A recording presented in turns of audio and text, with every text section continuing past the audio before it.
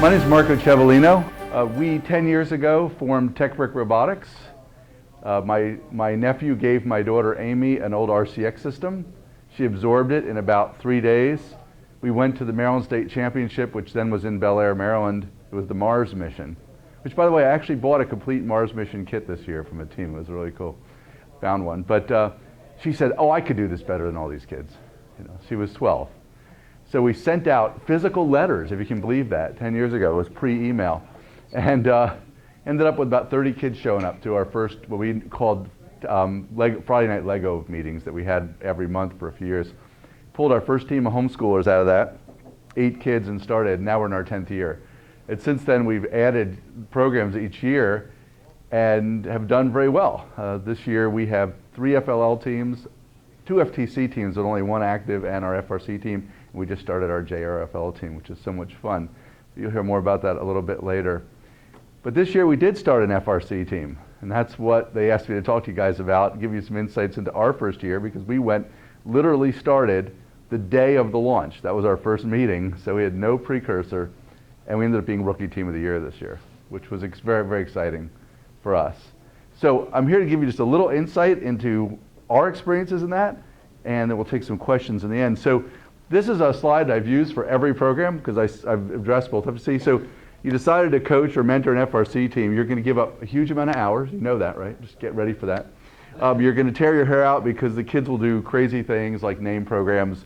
The first program that goes Bozo instead of something intelligent.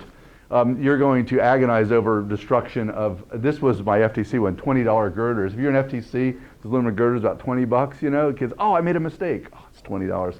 That adds up after a while. Same thing in FRC though. We'll get to that in a minute. You're going to watch the robots. You're going to go crazy as kids just keep doing the same thing over and over again. You're going to say, can I say focused? You're going to spend way more than you've budgeted weekly. Just get ready for that. You know, I've worked in politics for 20 years. I have this little phrase I tell people. If you want to get involved in politics, you start out as an amateur bono, and shortly after that, you're a pro bono, okay? It's the same thing in US First Robotics, so just get ready for it, okay?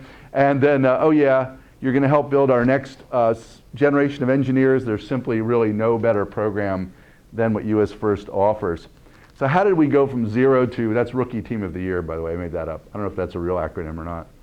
Should be.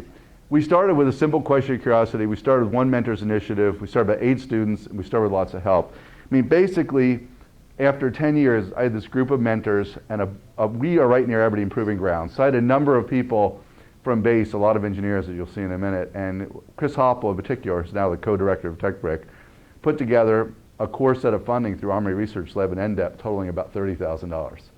And as homeschoolers, that was our barrier. We were a largely homeschooled team until this year. Now we're a hybrid team because we just simply couldn't come up with the money. You cannot sell enough cupcakes to raise $30,000. Forget it.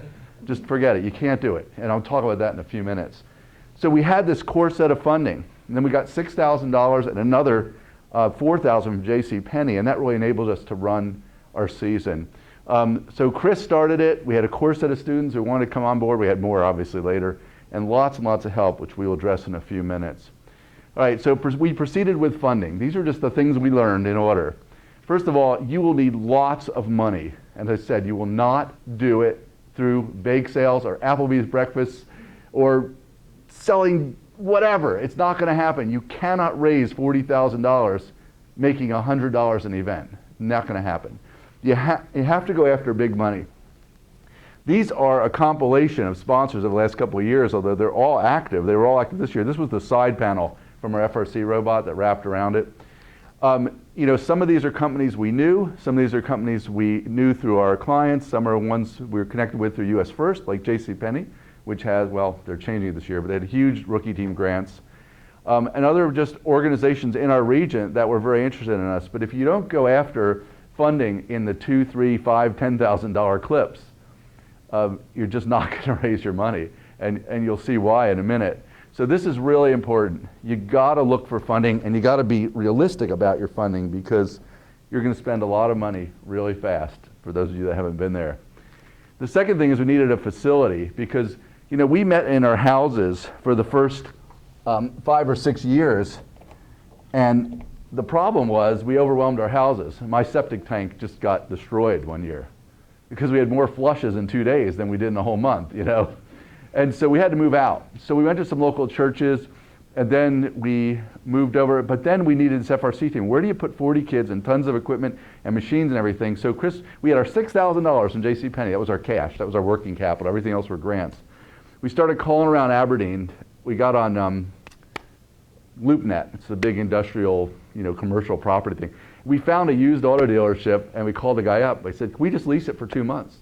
He said, I just leased it, but call Wayne Tapscott. So Wayne Tapscott used to own Harco Cadillac, which is what this was. And it went out of business when GM went in bankruptcy, and now the building is now torn down. He said, sure, you guys can have it. So we had it from January through March. We had a Cadillac showroom. was our work area. And you can see, as you'll see a little bit later, this is huge. And the little salesman's office, this was media, this was mentor, mechanical, electrical. They each had their own offices. Around the corner, we had a workshop. And it was awesome, these huge windows all the way around, and you'll see what we did with it. But my point is, you might be surprised if you call around. By the way, in the previous thing, someone said something that I saw at Worlds as I talked to teams. Many, many teams are moving out of the schools and into the community and incorporating schools. And the reason is they get rid of all the red tape. But the fact is, without a school support, you may not have the facility. You'd be surprised. Call around to people you know. There's a lot of empty space out there. And I'll tell you where we are now at the end. Well, let me tell you now. So we had to leave here because this is now dead. It's gone. So I called Service Engineering, one of our sponsors, and they have a huge building right over in Riverside near Bel Air that they leased in expectation of the BRAC influx, and well, it's empty. So what they've done with it is leased it to nonprofits. So for $1 a year, we have about 4,000 square feet. So basically, Service is contributing $8,000 a month to our organization if we're paying for the price, right? And it's so large, we're going to hold a first FLL qualifier there on December 1, which is very exciting. So if you guys want to come up, that'll be a lot of fun. So just ask around. You may be surprised what people are willing to do. We needed students. Now TechBrick had the advantage of having 2 FTC teams that went back. One FTC team is FTC 7, and it started in the first years of VEX, so it has a huge history. And then FTC 4234, the second team we started, had a 4-year history. So we pulled a lot of kids from FTC. And they made a difference, but we still didn't have enough. So we went out to the local high schools and the private schools, and we started meeting in the evenings rather than the day, which I heard someone talking about earlier, because as homeschoolers, we always met during the day. But now we meet Tuesday nights, and it's so cool because at Riverside, we now have 60 kids show up. All 4 teams are there, FLL, 2FLL, JFLL, FTC, and FRC, 5 teams, 50, 60 kids there for 3 hours. It's really exciting. So we pulled from FTC, we pulled from local high schools, and a couple of the FRC programs in our region went defunct, so those kids came over. So we ended up with a pretty good group of kids, as you can see. And this was our very first meeting. You can see how we're using the windows as huge whiteboards there, right? It's very cool. We found amazing mentors. Now, this is Chris Hopple, who's a PhD. It doesn't look like he's a PhD in that picture. This was our world symbol, kind of that Sauron, Lord of the Rings, evil look. It's one of our other mentors. Chris has pulled so many people from ARL, it's amazing. I mean, Chris is a PhD in material science. He runs the Soldier Protection Division and basically blows stuff up for a living. I mean, really big stuff. Aaron Jackson, a young postdoc, same discipline as Chris. I'm just the lowly marketing guy who runs TechBrick. Tim Remagan, lifelong, huge experience, electrical engineer on base. Joyce Orwig was a biology researcher, now works for Verizon. Steve Padgett is a manager for DAP Corporation. George Schulgatz really is a rocket scientist. He's built the Ares 5 rockets. Rich Becker, and I didn't realize this till later, is like a world-renowned expert in elasticity of anything. We're coming back from the Worlds on the plane. He's filling hundreds of pages on the plane with little teeny formulas. And he gets to the end, he goes, it won't add up. I was like, Rich, just write a smiley face in the bottom and close your notebook. He goes, no, he goes back. So he's like, amazing. And then we have tons of amazing parents. Now, you're going to have similar experiences. You want to look for really great mentors who love to work with kids. And these aren't even our FLL. We have a bunch of people in FL and JFL. It makes a big, big difference. So you got to seek and aggressively pursue mentors that will enhance your team, because in FRC and FTC, you can actually get involved as a mentor. You can actually do stuff. Not like FLL where you're so frustrated because you can't help them, right? So this is really critical, and it made a big, big difference. We needed innovative ways to teach. Now remember, we started literally the day of the launch. And many FRC teams, like we are now, have been working all year. And that's what we're doing now, we're prepping. So one of the very first things we did, and Chris came up with this, Chris Hopple, the first meeting of the day of the launch, we had our teams playing the game as if they were robots. It was one of the coolest things we ever did. That's what you see here. They're being the game, okay? We did this for about an hour. It was hilarious. And they had a great, great time. You can see they're smiling and so forth. So we taught the game, and we went over, and in that first hour and a half, we basically tried out multiple strategy scenarios without even building or touching a wrench, right? So I would encourage you to do this year, by the way. We're going to do this again. But look for any innovative ways you can get these kids to accelerate their conclusions, and that really made a big difference. I say we played ourselves and won, right? So it was pretty cool. Early on, we chose to be the complete package. Now, they said, and I will say this earlier, it's really critical for rookie teams to do something well. The worst thing a rookie team can do is go and fail at everything.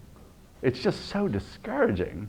You know, they say in first what you learn is more important than what you win, but it's really good if the kids win something, right? It just makes them feel better, right? So we decided early on as a team that we were going to pursue the whole package and really work towards Rookie Team of the Year. And that was one of our goals. And so we said, we're going to have a working robot. We're going to have an awesome notebook. You know, we're going to have a great team video. By the way, I'm going to post these on MD First, tomorrow. Great notebook made? The engineering notebook, I'm going to show you a little bit. We had these three girls that worked on it. They scanned drawings, they collected everything. They were like a news organization. And they put together, and I didn't have a printed copy, but I'm going to post the whole notebook. The whole notebook is huge.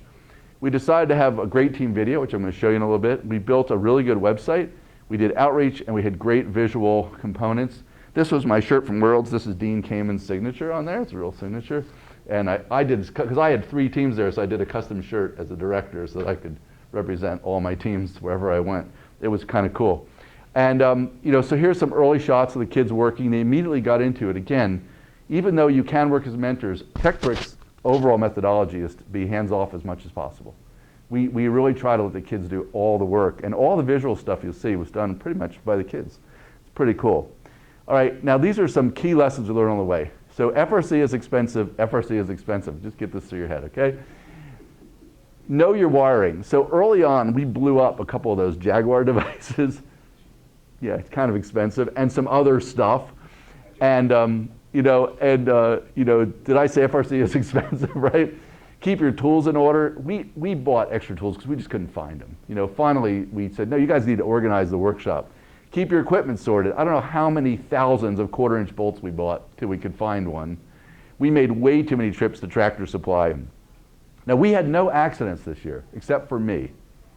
When I was working on FTC Robot, I was holding a plastic disc and drilling it without gloves, and it spun and cut 2 huge grooves in my thumb, so I was the sole accident. It was stupid. I should have been wearing gloves, right? And plan your work. So we literally bagged and tagged at 11:50 p.m. Here we are, the day of the bag and tag. And that was a lot of fun, but it was really exhausting. Now, the one thing I didn't put in here is you got to set up good accounting. I need to add that in because we literally ran through about $12,000 of cash during the build season. We had a TechBrick credit card, that went to our bank account, but it was quite remarkable how quickly that cash went away. Every time I said, I got to go to Tractor Supply, it was right across the street. And everyone spent $100, $200, $100, $150. It's like, whoa. And then pizza and food. And so you really got to have someone tracking that. I have now hired the woman that does my bookkeeping and admin to manage TechBrick's books. And we pay her a small amount because we need someone to do it that's not distracted by the program. We sought help. The 2 teams that were most helpful to us, go ahead. You said you raised $40,000, and then you said you blew up $12,000. A bunch of it were block grants that went directly, purchase stuff directly for us, like Army Research Labs. We don't get money from them. They buy equipment, it shows up. So we never see that. It's off our books. We had about $12,000 in cash we could work with, like real dollars that we could spend. You understand that? Right. You cannot start an FRC team without lots and lots of help. So you guys were lots of help. And we want to continue to be lots of help. Yeah, and we have now helped other teams. Mo 365, huge. Our guys went up there. If you've ever seen their program, we went up and we reviewed what they're doing. They really inspired us to start similar programs of education, offering college credits. We're talking to the community college about that for our programs. There's so much to learn the first year. It's totally overwhelming. And you have experienced teams that go, oh no, the red wire really does go in the red plug, not the blue plug, right? So that's why you need help. And there's just so many good things to know about this. So you got to go after teams in your area. That's one of the US First mandates, right? If you look at the material, you're supposed to help other teams. Secondly is financial reality of FIRST teams. Okay, so TechBrick's website, which we'll talk about in a few minutes, gets 300 to 400 visitors a day from every country in the world. Since August, 54,000 documents have been downloaded from techbrick.com, mostly for FLL. You know how much we've gotten in donations in 10 years? Less than $300, okay? And what I've decided, I just gave up. I just gave up. Basically, you'll find is the US First teams generally will spend money on nothing. Don't offer anything on your website. Don't try to sell anything. They are not going to buy it, okay? But they give everything, and that's one of the things I love about the community. When you go to a tournament, you've got teams and parents and kids who are willing to sit down and help you do things, and some of the coolest illustrations are the worst ones. The first year we went to the VEX, the first year of VEX in Atlanta, a team's robot had been misshipped and it wasn't going to make it to Atlanta. And all the other teams contributed all the parts. And that night, that team built their robot in the hotel, and they competed the next day, you know? And you'll see stuff like that happen all the time. If you're at FRC event, you know, they're calling constantly for the pits. Who's got a 3/4 inch this? Who's got some lathering? Who's got, you know, and people show up with it. They help. It's really, really a cool community. So I just want to make that clear. They very don't want to pay for anything, but they will give you everything you ask for. We celebrated our successes. Now, you know, when you're taking this program, you see all these are late at night. There are a lot of late night pictures. We made sure that these kids were rewarded emotionally for everything they did. And this was when our robot finally was put together and actually shot basketballs and worked. So this is our very funny picture of them, you know, cheering that. And you got to do that because it is a brutal, brutal task. 6 weeks of this, it kills you. Absolutely kills you if you don't keep the kids motivated. We built a working website. Now they're building a really cool one now. This is just a simple WordPress site. I built a custom template for it, but you need to do it. We're going to talk about more of that in a few minutes. And we produced a killer video. So I'm going to show that to you right now. This was just awesome, although the kids said, I'm tired of listening to that because we had it playing over and over and over again. So let's just take a quick look at it. And this was totally done by the students. I only offered a teeny bit of technical support for them.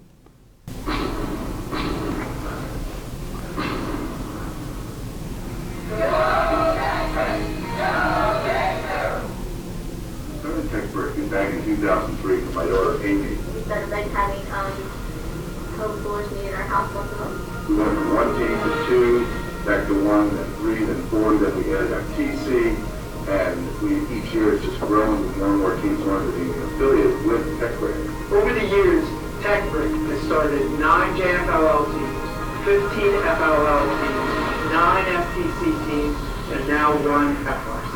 Which would, of course, certify us to do the same, but we're having a very, very good time at it.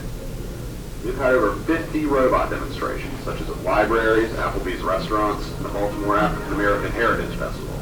In February, we held an open house event, providing information about FIRST and TechBrick. Over 200 people came, many of them the rage for FIRST. In 2011, TechBrick hosted 5 other FIRST teams at SeaPerch underwater robot competition at Aberdeen Proving Grounds. TechBrick publicly advocated FIRST when FTC Team 7's 2010 robot threw the opening pitch at the Aberdeen Ironbirds baseball game. Our website gets hundreds of hits and dozens of downloads a day. We mastered new and complex programs to model our work and plans. US First has taught me robotic design methods. My experience in US First and the Civil Air Patrol has pushed me towards an aerospace career. My experience with programming in FIRST has helped me assist many other teams with their programming problems. I learned so much this season. TechBrick totally changed what I want to do with my life. In the machine shop, we have to have at least 2 people at all times, which includes either a mentor or a safety captain. And everyone inside that machine shop needs to know the rules. Also, you have to wear safety glasses and ear protection and hands. The corporations that are moving to Harvard County will require engineering talent. TechBrick Robotics are bringing a superior STEM-focused program to the youth of Harvard County. I followed the progress of TechBrick Robotics over the past 8 years, and I've proudly supported their efforts both globally and at the national championship. I am proud to support this STEM education program. This is just the beginning. I am going to be a teacher. This is just the beginning. I'm going to become a computer engineer. This is just the beginning. This is just the beginning. This is just the beginning. This is just the beginning. This is just the beginning. This is just the beginning. Working with I'm going to become a mechanical engineer. I'm going to be cybersecurity. I'm going to be a mechanical engineer. I'm going to be a mathematician. I'm going to be an engineer.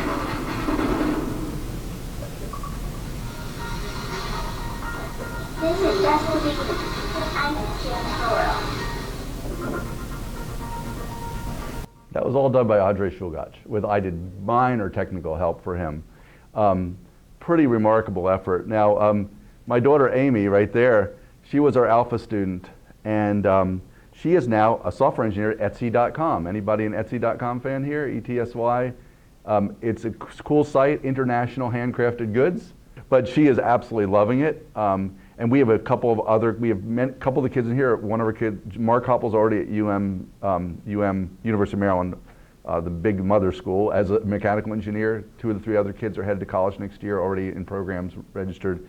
It's really, really exciting to see what's gone on. But that video was a huge part of our communications. I have to disclose, I actually work for Senator Jacobs, but the campaign really does support our team, just so you know that. David Craig's just a friend I've met through, but he's our county executive. We did a stunning notebook. I know it sounds kind of weird for us to say that ourselves, but you can download it. They did an amazing, amazing job. It covered everything we've done, the whole story, drawings. They just collected everything, and you guys can download it on Monday and look at it. And that's, as Jenny said in the previous one, there is gobs of stuff on the web, and you need to go look it up because there's so many good examples of award-winning products. I'm sure you guys have a bunch of your stuff posted too, right? It's like in Pirates of the Caribbean, take what you can, leave nothing behind. I mean, this is one of the beauties of FIRST. It's all out there. Go get it, emulate it, improve it, modify it, but do it. But this is a really critical part of becoming Rookie Team of the Year. And we got to our first tournament. I can't tell you how important this is. We'll talk about this a little bit more in a few minutes. We got there, we competed. There's me getting the Woody Flowers Award, which really was a big shock, actually. And they had a great time. They didn't do really great in robot performance, but they had a blast, not doing great, and they learned a lot, which was really awesome, right? And we hosted a huge outreach event right after that. So what we did, because we had this gigantic showroom, is this open house. We invited all the people from base. We had 200 or 300 people there. We provided food, we catered it. That was some of our money, by the way. We spent way too much on this, but it was fun. And you can see, this is a little panoramic we did. We had this room which was packed. We had FLL, JFLL, FTC was right here, and FRC was down there. We did demonstrations all night. I mean, it was hugely successful for us. We invited all the people from base. You saw one of the generals was there, a bunch of other people. And so, you really want to make a big deal about it. Let's just put this in perspective.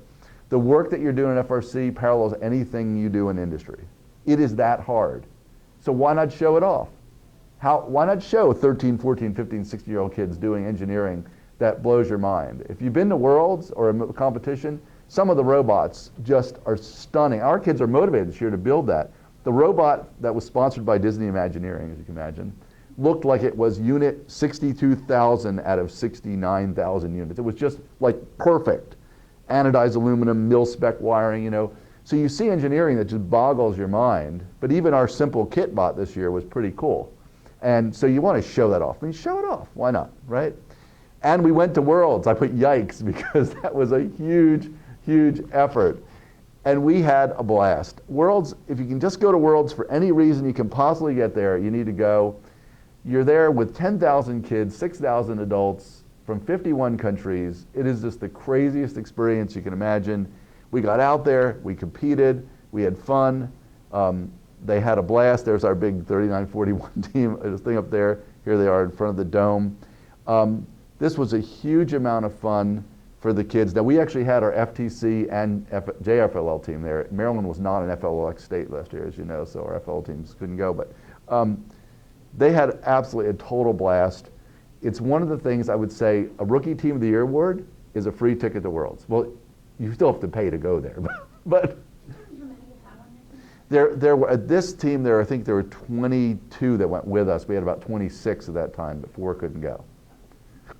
So, but some of the teams are huge. How many are on your team? 70. Yeah, 70, and some of them have more. Is there an amount that you have to have really to be successful because of the amount of work? Is there a minimum? 20 to 25. We can use every kid we have. You have to have at least 2 to drive the robot. We actually, That's right. back in like 2003, I think we had 12. Okay. I mean, Yeah. It's doable. it is doable. It's a lot of hard It's work, not but what we have so far. well, that's a good place to start. Yeah, one of the things, Is there a maximum limit that you can? not an FRC. The limit is how many you can transport and feed. What it comes down to. And keep busy. So a couple years ago, an FLO coach in Michigan I communicated with for many years said, I want to do FTC, what do I need to know? I said, everything's going to take 10 times longer. In FRC, if you're an FLO coach, it takes 100 times longer. You can't just rebuild something like you tear a FLO robot apart. You're cutting, you're grinding, so that's why you need a lot of people. It's just like working in industry. So those are some of the lessons we learned. What I want to do with the last segment here, the rest of this is a talk that we've done and we improve every year on just a whole bunch of things that we want you to know as new coaches, all right? So we're gonna go through, have a little fun here. And so we have first LEGO League new coaches help. I never change it to the ones, but it's just Lucy, and that's it. So the first thing is anything worth doing is worth doing. You gotta start with the core of this. There's very few things you can do with kids that are better than being involved in US First. I mean, really, there aren't. I've looked at lots of programs. I mean, Destination Imagination is great. There's tons. There's a handful of these. This is great. And you're in this global community. Actually, I need to change that number because it's up over 300,000 now, I think. You're part of a program that is recognized globally as a feeding ground for engineers. When my daughter interviewed at Drexel 4 years ago, before she went to UMBC, they had a room full of comp sci potential freshmen, 2 girls, about 300 guys, and the guy said, how many people have done programming before? And Amy raised her hand, a couple people. How many people involved in US First? That was the only 2 questions the guy asked. Okay? That's Drexel, which is a phenomenal school. And you're part of a program that's going to educate your team members more than they can imagine, and you too. Okay? So it's worth doing. Let's make that very, very clear. Secondly is complete the season in general. Now, if you talk to Jenny and Bill Duncan, one of the things that is frustrating to them are teams that get started and just don't finish. Because you need to just make, that's what I'm doing, that's my goal. Get something prepared within your limitations, make it modest, work realistically, and compete well, because your kids will learn. But if you bail out on them or get discouraged, and FLL particularly has this problem, teams that just don't show up to tournaments after they've registered, it doesn't make sense. So right at the beginning, say to your team, we're going to finish the season. We're just going to finish it, end of story. Get a few missions down cold. Now this was kind of focused on FLL, but it's the same thing in FRC and FTC. Some experienced teams had crazy robots this year in FRC. They had auto-sensing turrets and aiming systems. We were just brute force. In fact, we had the most exciting basketball shoots because ours went up and hit the ceilings in the auditorium because we never could get the motors calibrated at first. So that was really cool. Did you guys see us do that one? It was like the whole crowd was cheering. And the one time it almost came down and went back in the basket, which would have been absolutely outrageous. But it went up in the Baltimore Convention Center, bounced up around the pipes like a pinball machine. Yeah, it was a really high ceiling. But the fact is, your team, you want to make sure they can do something there that they can score at. Pick 3 or 4 tasks that are obvious and score with them, and they'll be encouraged, and you'll be encouraged, and they'll have fun. Now you'll be surprised. By the way, who knows who drew this picture? No, it's Rube Goldberg. It's amazing. I don't know if people know. Go look him up if you don't know. He drew comedic machines that actually the game Mousetrap is based on one of his dreams. Great stuff. Anyway, you'll be amazed at what you can do. I remember the second year we went to Worlds with our VEX system. There was this little robot. That year you had to put rings on top of these tubes, and they were on these movable pedestals. And this one robot, all was just a big flat upside down pie pan that weighed a humongous amount. And its whole mission in life was just to go grab the bottom of these scoring devices and own them. That's all it did. And so it was very popular because if it was on your coalition, the other team could not score. And you could score all day long because they would just control it. They control the whole field. So, you can find things like that. We chose not to build defensive-only robot, but the point is just to make sure your team can get something done. This was this year's, we do this for all the programs. I call this year's Board of Peril. We have one for FLL and one for FTC as well. But these always look so simple when you first see them until you actually get out there with your robot and try to do it. So this was last year's, and you had to shoot baskets, and I put down here free throw, ha ha ha, because the last 20 seconds? The kids could throw balls physically from here and try to get them down here. And I think all season I saw 1 or 2. In DC, we hit our human player hit the low goal on the other side. Did he? Yeah. Very rarely. Yeah. So it was pretty funny, but it was very exciting. All these balls were flying around and stuff. So, this is a big field. It has its own challenges every year. You need to just be familiar with it and know the rules. Now, our FTC team got killed at the Naval Academy this year because they missed one rule, my team, bad on me. We spent 2 hours cutting, grinding, drilling, trying to get our FTC robot. Same thing happens in FRC. There are teams that don't pass inspection sometimes at all. The fact is, the rules are clear. You just need to know them. Make kids learn them. They're long, they're complex, but hey, they're the rules, right? So you don't want to get there and have to do crazy amounts of rebuilding. It's very discouraging for your kids. And then plan on being there, and this is what we talked about earlier. They just don't show up. I mean, you just need to be there. So early on, set a parent involved or somebody to do it, but make your plans. And moving an FRC team around is quite a bit more complex than the other types of teams. I mean, you got a lot to move. Some teams have huge official trucks. We rented big trailers when we went out to Ohio. But there's a lot of logistics in US First, FRC, a lot of kids, big stuff. So you got to start planning early on, budget it, work on it. And remember the adage of the early days. Now, I grew up in Flemington, New Jersey. Who knows what's significant about Flemington, New Jersey? It's the last quarter track dirt oval, I think, in the country. I used to go there as a little kid. We'd go there on Saturday nights in the dollar seats in the bleachers and watch the stock cars race all night and come home completely black from mud. And we'd spit on the light bulbs that hung in between the stands to see if we could break them, stuff like that.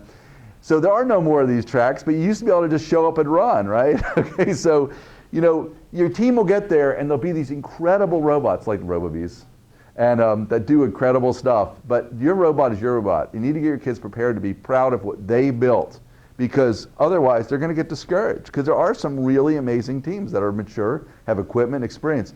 So make sure they know that their robot is important and it works and they've worked on it. Now, I have some rules of consulting, and this is my third rule, which is nothing takes an hour. Now, I came up with this when I started my little .com company. I had a bunch of developers working for me. And I'd say, Sean, Bob, can you get this module fixed? Oh yeah, I'd have that done in an hour. Then 3 weeks later, what's going on with that module? Well, you have a little trouble debugging. So nothing takes an hour. You just need to know that up front, particularly in FRC and FTC. So don't have a crazy agenda like for one night. We're going to build our robot base and test it. It's not going to happen, okay? So adjust your time realistically. It's just complex. It's like any engineering project. Rule 4 of consulting is every business plan works in Excel. Every business plan works in Excel. You understand that? These are real figures. I just want you to see these actual real data. I didn't make this up. Average shoot per year, 20,000 sheets of toilet paper. Do you believe that? It's true. Number of people in the United States, 341 million. Number of sheets used per year. Is that 6 trillion? No, 6 quadrillion, 26 billion, 543 million, 260,000. Average rolls per sheet. Rolls sold per year, 6 billion rolls of toilet paper. Average cost per roll. So here's the gross sales of toilet paper. Well, I'm going to start toiletpaper.com and get 1% of sales. I'm going to gross $37 million. Isn't that awesome? Will you guys invest? Don't. Okay, don't. The fact is that everything you do initially on paper works, but getting it to work in real life is tough. If any of you have started and run a business, it is hard. It always looks great on paper. And I've pitched deals from 3,000 to 3 million, and and you're like, the investors, shrewd investors go, yeah, sure. Yeah, okay, great. Now, increase your expenses by double, decrease your revenue by half. Now let's look at your figures, right? So when you do this, you got to be very realistic about how your please going to work. And you need to really do run it like a business. You can build a wildly proper anything in Excel. I don't care what it is, belly button lint, zebra shavings, celebrity shaped potato chips, I want to hear. But the hard part is making it work. Well, an FRC team is a business, and the hard part is making it work. So you need to be very realistic about that. And rule 5 of consulting is every idea works on the back of a napkin. Now this is the original, I found this, can you believe it, was the original sketch the founders of Compaq Computer did. You ever remember those big Compaq computers? Yeah, one? A friend of mine still has one, still uses it. It was like the size of a sewing machine, full slice 16-bit slots in the back, little orange screen, big keyboard. Now, from this drawing they did at a restaurant to what is now these little things that we all have, right? Millions and billions of dollars, okay? So what happens is your kids are going to come to you and go, man, I got this great idea for this, this robot this year. We're gonna make this huge sucking like thing like an octopus, and it's gonna, and you're like, okay, great, Don't discourage them, but you got to help them be realistic about the fact You can draw anything on paper. My FTC guys last year spent 3 or 4 weeks building a ball catching device for the racquetballs, and when they put it together, they realized they didn't allow space for the catcher mechanism at all. It just ran into the box. They never put the two together. Now, I knew that, but I just let them do it because I wanted them to learn, right? So just remember, your kids come up, you got to, be encouraging, but be realistic, because every idea they come up with works when they come up with it, right? Yep. Yeah, you guys know that, right? So very cool. Be there and be square. Now, we want kids who are square, but only not look square. We want sensible, clear-thinking students who know how to get the work done, students who will come away from this work with appreciation for the order and design in the universe, the raw materials which they work. We're doing nothing less than cultivating the technologies of the future and hopefully a transporter. That's what I'm really excited about. Right? We can do everything else in Star Trek except work, drive, and transporter. So let's get those done, all right? This is so important, what we're doing now. US First is one of the best breeding grounds for young engineers. And my wife is now the STEM education director for Harford County Boys and Girls Clubs.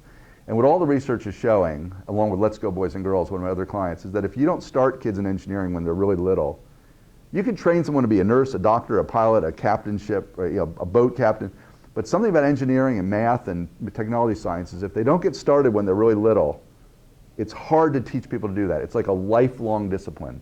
When I watch Rich Becker, who's this internationally recognized PhD in elasticity, he's like a little kid when he's writing formulas. It's like he's back in 3rd grade. He's going, "This is so exciting," And I'm like, "What is this, Rich?" I'm like, can't even understand it, So that's what we're doing. So let's keep that in perspective, folks. This is really important.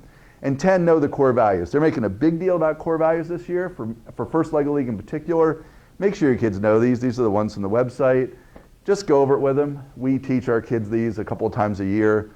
They don't ask it specifically, but they may, because they're really pushing it this year big time. Now, the last few things, we have a few more minutes. These are some things I just want to remind you of, though you may know it. It's really important in FRC and all the teams to have clear branding. So, this was the first logo my daughter Elizabeth recognized. She would go, "Pizza, pizza." She was like 3 years old, right? She didn't even know my name, okay? So these are some examples. You know these: motivation, loyalty, excitement. Of course, these are the most awesome ones, right? Right, Bill? Yeah, Bill Duncan's right there. They're very, very important. You want to come up with a name that is either descriptive or fun.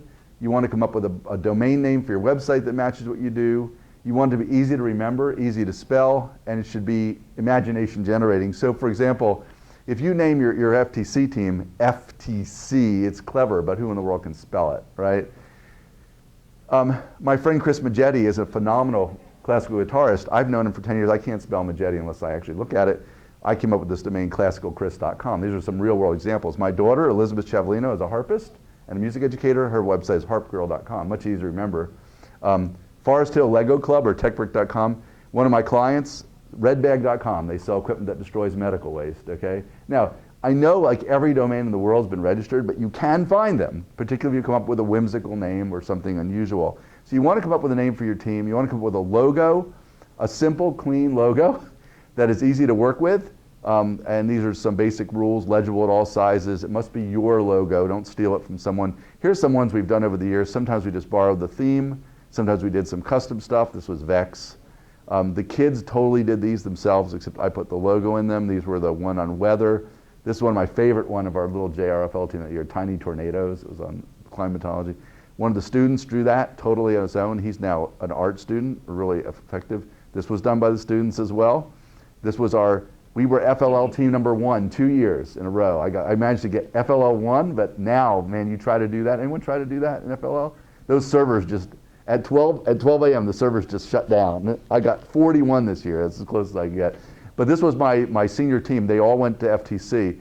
They were the 5 guys, FLL. It's kind of cool. Yeah, it was really fun. They did that logo, totally did themselves. Now this is one of my other, this team, one of the dads was a commercial artist. Can you tell? All right, that was very cool. Here's TechBrick's 7. They went from the sheep to the tactical sheep that year. That was what they did. You guys have seen them. And they called me and said, "Mr. Marco, can you put sunglasses and vests on our sheep?" I said, "No, I'll work on it. It's pretty hard, actually." And this was my FTC team. That was our first logo, and this was the one they came up with later, Plutonium Parrots. Yeah, what does plutonium have to do with parrots? Absolutely nothing. But it's fun, okay? It's just fun. And this was our FRC team. Absolute zero electricity, caused much consternation in everybody's mind. because absolute zero electricity flows without resistance, but absolute zero nothing moves. So it's kind of a conundrum. Tension. And so anyway, we decided to keep the name for now. And you want to brand yourself.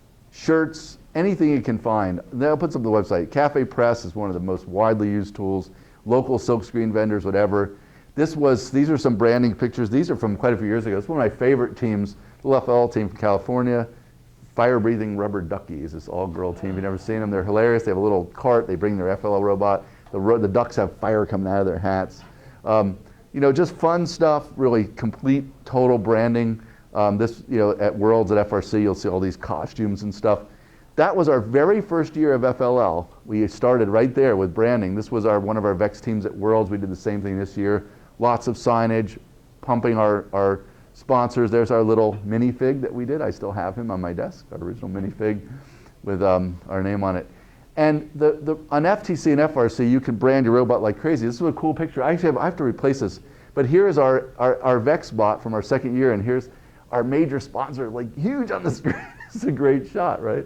So, you want to pump your sponsors up big time and, get their names all over your robot and so forth. Now, this cartoon is one of those famous cartoons in the history of cartoons. If you've never seen it, on the internet, nobody knows you're a dog. Okay?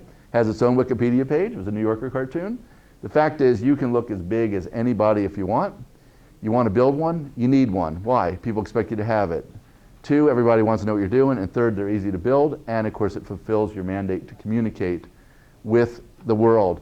Why websites? If you just build a website, put a couple YouTube videos up and a Facebook site, you will be able to find yourself in Google and other sites within days, sometimes even within hours from YouTube. It's amazing. Wow. What's that? Wow. Why? Because Google owns YouTube, and I have built new websites. Like at 11 at night, I turn the site on, I post the YouTube stuff up, and within 3 hours I get an alert because YouTube injects stuff directly into Google before the website even gets hit.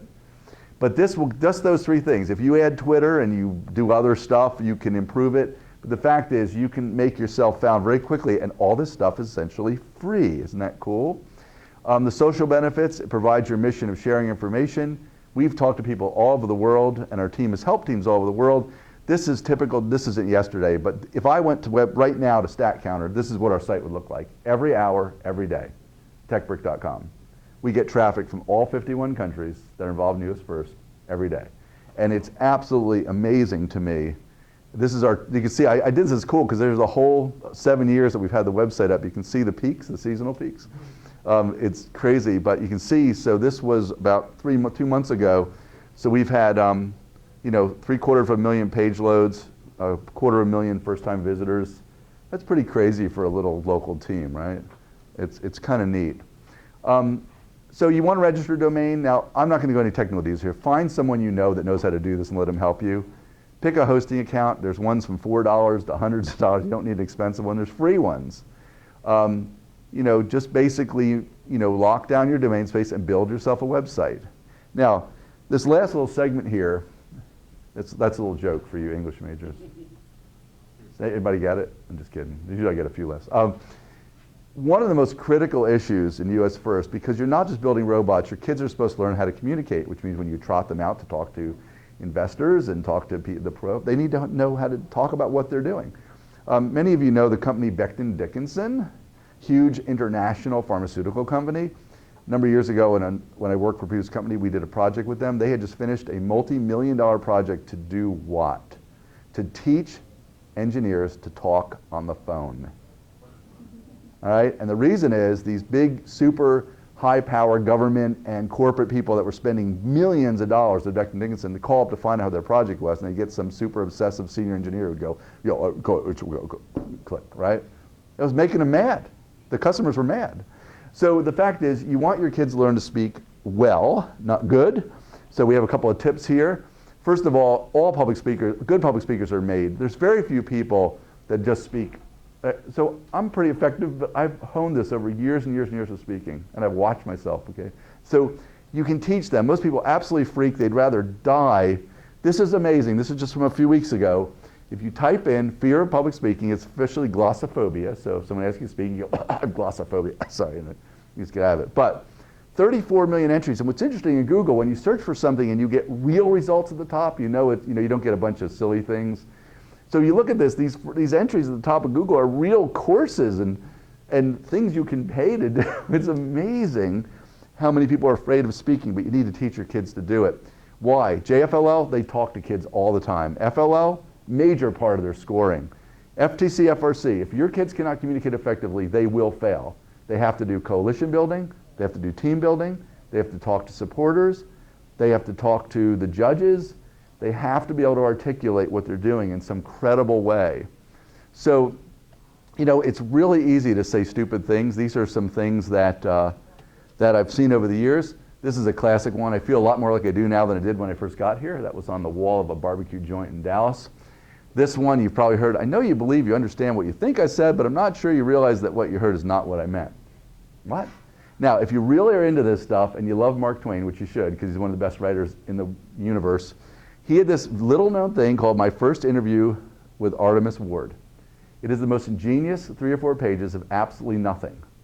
But you will not be able to stop reading it. But when you get to the end, you'll go, what? Okay? Now, you can actually download this from TechBrick on the resources page, but we'll put it up on MD first as well. But you want to show your kids that you can actually say a lot without saying anything, which is not good, okay? You have to eliminate text messaging and kid speak entirely. I don't even remember what this says, but I pulled these off a text website. What you want to say is your native language. I used to have English here, but we have so many multilingual kids. Your native language is a great language. Make it your mission to protect it. Whatever language your kids work in, make sure they know it well and speak in it well. Does anybody here listen to 95.1 WRBS radio, Shine 95? They run this drive time thing called the No contest. People call in. They have 30 seconds to talk about a topic without saying You know how many people win that contest? 0. I think 1 person has won it in years. It is amazing how many linguistic tics people have, and you really want to try to get that out of them. This is a real sign in a high-end hotel in Washington. I took it with my camera. Tell me what is wrong with this statement. You're in a look. You are. I had to go find a wastebasket to urinate in because I couldn't use the toilet. That's what it says, right? Okay, that's real. This is very funny. I bought one of these DVD VCR tuners, and I specifically did not want one with a TV tuner in it. But instead of saying no tuner, this one says tuner free. Now, if that's not a bastardization of English, I don't know what is. It's making an advantage that it is missing something, right? This is kind of silly English. And this one is a real sign someone sent me. This was done before text messaging, okay? This is a person drowning. But of course, now it means something entirely different, right? Drowning? Yeah, great. Go for it. Anyway, so it's really interesting to see, and there's a website, if you really have nothing to do, though there's a little bit of bad stuff on it, called English.com. This guy started collecting basically Asian translations into English, but there's many other stuff there. It is incredible what people do to the English language. Now, we do a bunch of exercises. You can get these from our website. There's many others. We encourage you, even in FRC, even with the older kids, even though they'll giggle and squeal, make them do communications exercises. This is one where they tell us a story. This is one where we give them a bag of items and say, convince us to buy this or do something with it. These are all little exercises we came up with. They're available at techbrick.com. They've been downloaded thousands of times. There's tons of this stuff at the library. We get our kids to do communications exercises at the beginning of every year for at least a few weeks to get them talking, get them comfortable telling stories. If I pulled one of you up here, which I'm not going to do for another time, said talk about yourself for 30 seconds, probably not one of you could do it. And my answer to you is your life has to be more interesting than 30 seconds. It's not possible, for you not to. So you have to train people to do that. We have to remind them everything's going to require communication skills, and these are the 2 bonus tips. The number 1 mistake that people make working with kids or anybody is they ask yes or no questions. Do not ever do this, ever, ever, ever, okay? Look at it. Johnny, did you like camp? Yes. Great, thanks. Done. How about, Johnny, what did you like about camp? Now he has to answer, see? And you'd be surprised. I have heard experienced TV commentators do interviews like that. It's just ludicrous, right? It's the single most frequent mistake in discussions, meetings. Ban yes or no questions for your workplace, your team, your family. You'll vastly improve communications. Will you do this today? Oh, that's a yes or no question. No, that's bad, right? I should say, why won't you do this today, right? Just write that down. Just remember that. The second one is, and this drives my kids crazy. You can ask all 4 of them. That's why 3 of them probably are not living at home anymore. Just kidding, they actually went off and got jobs. Never let a student or anyone from that answer a question with a question. You must enforce confidence. Engineering is facts. Johnny, what voltage are you feeding to that motor controller? 12 volts? Bad answer. Either he knows or he doesn't. And what is the difference, as we said? Hundreds or multiple hundreds of dollars, okay? Well, doc, what do you think is wrong? You have appendicitis? You're going to let him operate? No, of course not. Students must be trained to answer with confidence and knowledge. They either must answer or find the answer. So it drives kids crazy. You can ask any of the kids on our team that I've worked with, the FTC kids, they will tell you this. Do not let them do this. Do not. Make it a rule. Write it on their foreheads, whatever. Those 2 things alone, yes, no, and this, totally change their interaction. Now, how many here are Forrest Gump fans? One of my favorite scenes. Are you 2 brothers? No, we are not relations. I love that scene. But they say we have one rule here. Don't do anything stupid like getting yourself killed, right? Absolutely great. Except, that's what people do. Here's the reality of it. You control. I know it seems daunting when you get your kit of parts or in any of the programs. FLL is equally as daunting. The fact is you own 99% of what's going to happen. You own your time to the tournament. You live or die. It's your choice. There's no reason for your team to fail, really. The rules of engagement, you need to understand your equipment flawlessly. You need to check and recheck equipment. You need to master control and drill, drill, drill, drill, drill. Any of the experienced teams here can tell you they've seen great robots. People simply cannot drive them, right? Yeah, and that is a real problem. So you just want to do this a lot. Okay, you got the point?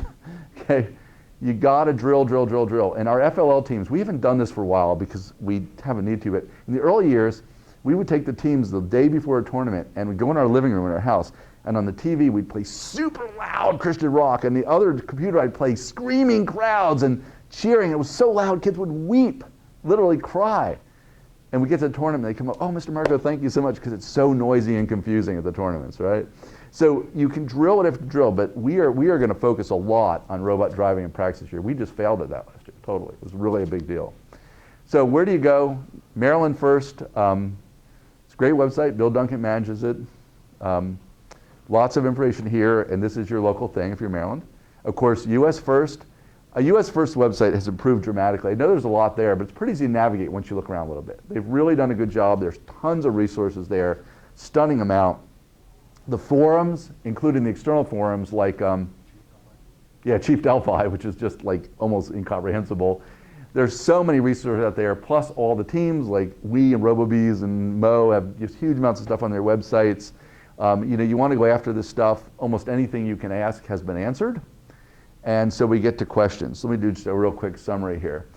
Basically, you are entering into one of the most challenging things you will do as an adult. You're going to try to challenge your kids to be incredible engineers because you need to, because someone needs to pay your Social Security. It's real practical motivation, okay? And it's a really good career. Incredible benefits. Engineering is high-paying salaries and secure jobs.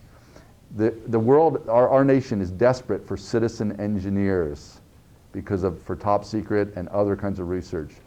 That is your task, is to build that next generation of people interested in STEM education. I throw medicine on the end. I say medicine's a missing M in STEM. So you got science, technology, engineering, math, and medicine at the end.